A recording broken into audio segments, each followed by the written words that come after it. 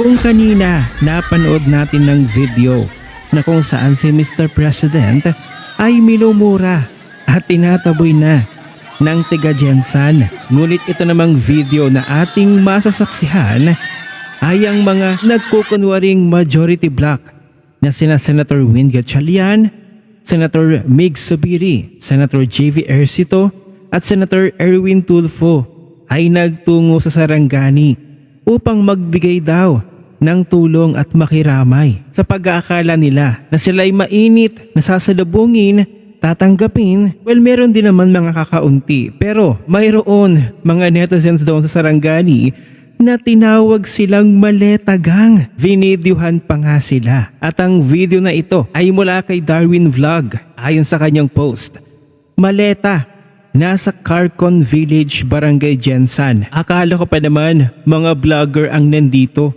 Yun pala, grupo ng maletagang na sina Peking Senate President ng Senado Gatchalian, Mr. Bendalo at Tip Master Tulfo. At ang last ay ang traidor ng Bukidnon. Diyos ko po, nakakahiya.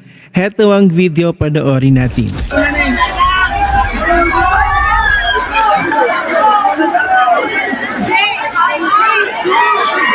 Kani kay mga malitagang. Mga malitagang oh. Maletagang.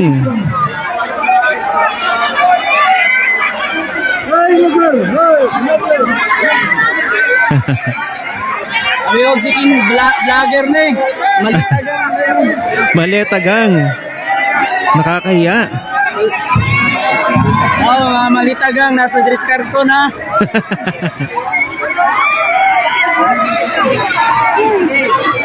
Araw, Bindalo. Ay, Bendalo daw. Mr. Bindalo. Tuwan-tuwa naman si Tulfo. Araw, kalon niya yun.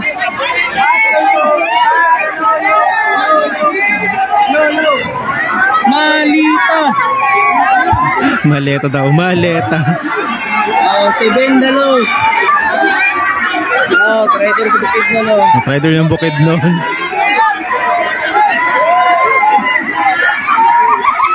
So ayun, napanood ninyo. Galing sa isang vlogger doon sa Sarangani. Hindi sa akin ang galing yung yung sinasabi doon sa video. Narinig nyo kay Darwin Vlog. Ang sabi ni Darwin, maletagang tinawag nila ang mga senador na ito na maletagang. Di ba nakakahiya? Ganito sila nire-recognize ng taong bayan, tinatawag na silang maletagang. Imbes na ang tawag sa kanila ay mga senador. Ayun na ang kanilang titulo, maletagang. Pero syempre hindi naman tayo magiging bias dito. Mayroon ding post sa Senator Win Gatchalian at ang ilan niyang mga kasama na niyayakap siya ng mga nandoon sa mismong lugar. Pero ang reaction sa Facebook ni Mr. Gatchalian ay nakakatawa. Panoorin natin ito. Ayun. Ayun oh. O diba? Niyakap. Pero nang mapunta tayo dito sa reactions sa post ni Senator Win Gatchalian, makikita ninyo. Ilan yung nakita nyong haha or love reactions? Di ba't marami? Mas marami pa dun sa like reactions. So meaning, ang ginagawa na ito ni na Senator Win Gatchalian, JV Ejercito, Erwin Tulfo, Mig Zubiri ay pinagtatawanan na lamang sila ng taong bayan. Samantala, heto panoorin naman natin ng video ni Senator Win Gatchalian at ang iba niyang kasama na ika nga tinawag ng taga Jensan o ng taga Sarangani na maletagang. Panoorin natin ang kanilang paliwanag kung bakit nandoon sila. Namin yung ating bagong finance chairman si Senator JB para magkaroon ng assessment at titignan natin kung ano yung mga available funds para magamit kaagad sa reconstruction. Available funds? At may lagay rin sa 2027 budget kasi papasok na yung budget. Opo, sir, nakita nyo naman po. Budget na naman. I-describe ho ninyo yung mga nakita ho ninyo, sir. Nakakalungkot dahil yung bagong pier na bagong gawa para sa economic development ay nasira kaagad. At dito natin makikita na importante talaga yung mga infrastructure natin ay kayang mag-withstand ng mga malalaking earthquake. So isa rin yan sa mga titignan natin yung ating building code at kasi dito si Senator Zubiri galing Mindanao at nasabi nga niya sa amin madalas magkalindol dito. Importante ma-review rin yung building code.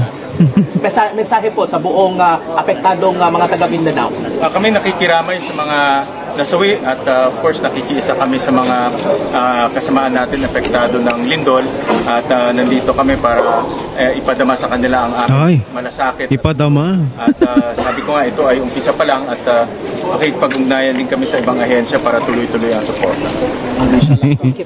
Dito initial na Ay, relief KB Harris ito. Kaya kami nandito ay mas importante para sa ating yung rehabilitation phase. Yeah. Lalo na nabanggit ng ating acting president yung rehabilitation ng Acting mga president. Kaya nga kinusap namin sila governor. sila Bakit mayor. hindi pa president, Lalo na yung Senate mga tulay president? na ito yung kaya isolate yung gland at iba pa ay yan ang gusto natin malaman para makabalik sa normal na pamumuhay kagad. Kaya dito kami. Well, as Senator Zubiri and Senator Erwin Reyes for their Yung insights. Ano? Una sa tanan, no, sa ako mga kaigsunan, ako mga Oh, sus. tingan dito sa Mindanao, of course nakikiramay po kami na condolences sa inyong mga biktima. Aniya mi karon para makatabang kaninyo. We're here, we brought the chairman of the Finance Committee because long term ang among tabang. Ang tulong po natin gusto natin ibigay long term. So, yung tulay, Wala na. kalsada, yung government infrastructures, yung relocation, yung mga evacuation centers na nasira.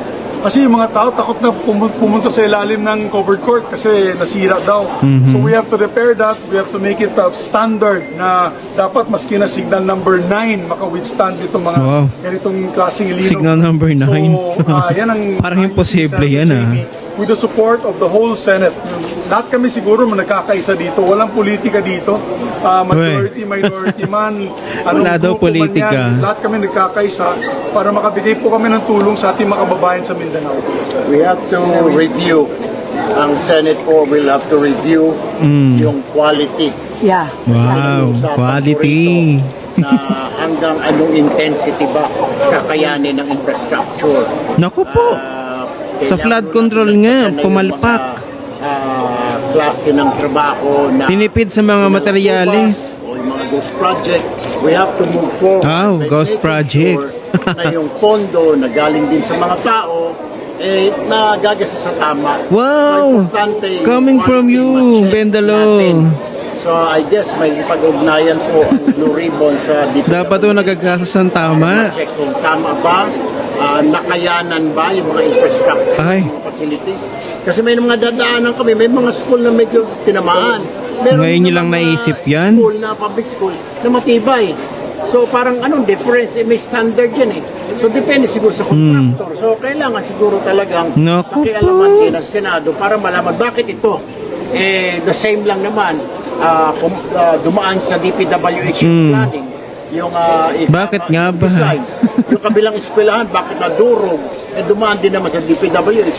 May problema. Dapat kung lumusok itong isa May sa problema. DPWH, at nakatindig pa, nalaglag lang yung konting bubong, itong isa naguho na yung kalahati. May problema. Ang galing mag-explain, ano? We have to review at re-reviewin po ng ika nga ng Senado ninyo ngayon yung infrastructure. Akala mo naman napakagaling.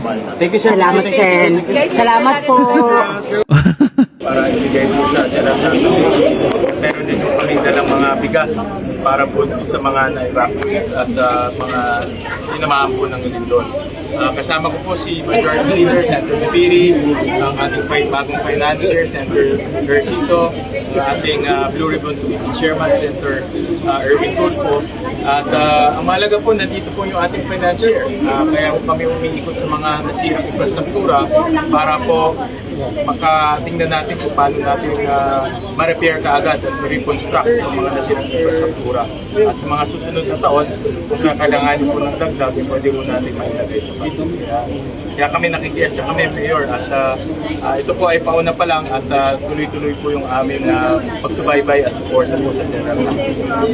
How's Jensen, sir, sa pag-iikot nyo po and briefing na natanggap ninyo? Nalulungkot kami, no, dahil marami kami nakitang mga nasirang gusali katulad ng Notre Dame School at kanina sa Sarangani may mga bridges and roads na nasira, bagong port pa nga nasira. So nakakahinayang pero kailangan tayong kumangon ulit, pagpatuloy yung ating mga normal na ginagawa at nandito po kami para makatulong po sa inyong lugar at yan. As to how much then? You mentioned about your salary. As to how much? Yung kanina pong inabot po namin sa LGU ay 1 million po. Sa Sarangani. Sa Sarangani was 1.5. Sir, we would also like to ask, ano pa po yung mga inaasahan namin from Senate na makakarating na tulong para po sa Sarangani and sa Jensen? Nandito po si Senator JV dahil siya chairman natin chairman ng Committee on Finance. Tinitingnan natin yung mga infrastruktura na nasira. So, yung mga kalsada, tulay, mga classrooms ni Mayora na kailangan ma-repair, na kulang naman yung 20% budget ng city, kami nang sasalo doon. Nag-usap-usap po kami majority members, yung 12, na talagang full support kami sa pangangailangan ni Mayor para sa mga infrastruktura dito sa General Santos City. Malaking halaga yun dahil ilalagay po natin yan for the 2027 budget.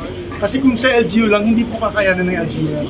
At sa daming problema ng buong bansa, hindi rin kaya ng national government. Kaya kami, for next year, 2027, magtutulungan po kami. But aside from that, yung tulong namin, may dadagdag pa yung Senate sa institution. Hopefully by this week or next week, early next week, madadagdagan pa namin yung bigas na ihatid namin dito para sa ating mga kababayan sa General Santos. Senator Tulfo, you've mentioned kanina na gusto mong ipa-imbestiga yung DPWH regarding sa Hindi mga... naman pa-imbestigahan, pero titignan lang natin siguro kung kailangan natin magbago ng ikanga, ma-improve pa yung taasan natin yung standard, yung kagaya sa Japan, di ba? Kahit na anong earthquake, very minor ang damage nila. So tingnan natin kung kakayanin natin yung mapatawag natin ng DPWH. We have to work with DPWH. So hindi naman pa-imbestigahan, kundi na patindi ng patindi. Ngayon, 7.8, 7.9, baka susunod, palayo lang, baka mamaya umabot na ng 8 tayo, di ba? Dapat maka-withstand yung ating mga gusali. Dahil patindi na yung lindol, eh. Hindi lang naman 6, 5, di ba last year, 6.8, ngayon 7.8. Who knows, baka wag naman sana. So, kailangan siguro reviewin din natin yung ating National Building Code, yung DPWH nga, na ma-review kung gaano katibay yung mga building natin o kung pwedeng tibayan pa. Mayor, what's your response to the senators in general? Una-una, puso po tayo nagpapasalamat sa ating mga senator na pumunta talaga dito. Alam natin na napaka-busy nila, pero binigyan talaga nila ng panahon para mapuntahan ang ating lungsod ng General Santos. So malaking tulong po ito yung binigay nila sa atin dahil yun nga ang ano natin is lahat ng mga bahay bibigyan ng tulong dahil lahat naman po tayo apektado, mayaman man o ano, basta makabigay tayo dahil andito lang po ang national government at saka local government natin na nagkakaisa para magtulong-tulong para sa ating mga kababayan. Mayor, we would like to clarify because there are some residents, especially in Lagao area, na nagsasabi po silang hindi daw po sila nabibigyan ng ayuda dahil hinahanapan daw po muna sila ng voters ID. Hindi po Totoo po talaga ba yung yun? totoo. Walang voter certificate kasi alam naman natin no, na lahat tayo ay nangangailangan.